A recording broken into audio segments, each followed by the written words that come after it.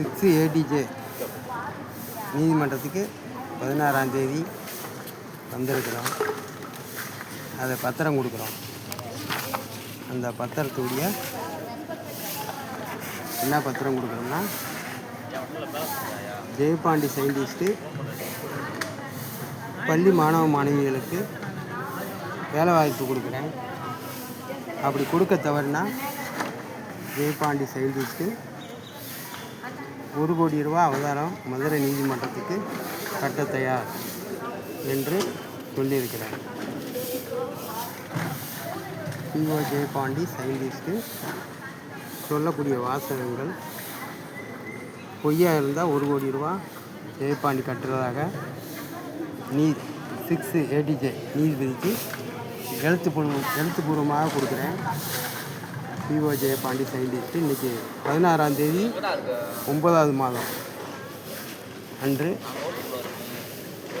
கொடுக்குறேன். இப்போ பார்க்குறது 5ஆம் பக்கம்.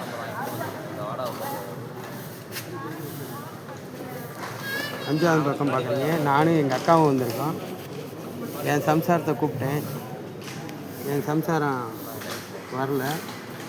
அதனால் எங்கள் அக்காவங்களும் நான் தான் வந்திருக்கேன். 10:30க்கு தான் ஓப்பன் ஆகும். ஏன்னா கடைசி டயத்தில் எடுக்கிறேன். ஏன்னா ஜெராக்ஸ் எடுக்கலை. இதை நீதிபதியாட்டு தான் கொடுக்குறேன். அவர் உத்தரவிட்டோடனே 75 நாளைக்குள்ளே ஜெயபாண்டி சயின்டிஸ்ட்டு பள்ளி மாணவ மாணவிகளுக்கு வேலை வாய்ப்பு கொடுக்கலன்னா நான் 1 கோடி ரூபா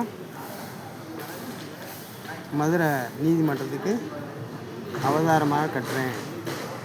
ஜெயபாண்டி சயின்டிஸ்ட்டு என்பதை இதை எழுதி வச்சுருக்கேன். கையெழுத்து போட்டிருக்கேன். என்னைய கைது பண்ண இடத்தையும் காமிச்சிருக்கேன். அதே மாதிரி அந்த கண்டுபிடிப்பும் காமிக்கிறேன்.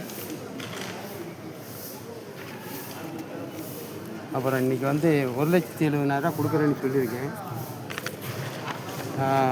அந்த அவங்க சொல்லிட்டாங்கன்னா, நிரூபிச்சிட்டாங்கன்னா என் மேலே ஒரு கேஸ் இருக்குன்ட்டு நான் செல்லூர் மேலத்தோப்பு சந்தனமாரியம்மன் கோயிலில் சாமியான பந்தல் போட்டு அந்த வழக்கறிஞருக்கு கொடுக்குறோம்னு சொல்லியிருக்கிறேன். ஜெயபாண்டி சயின்டிஸ்ட்டு இதை வந்து மதுரை கலெக்டருக்கும் கொடுத்துருக்குறேன்.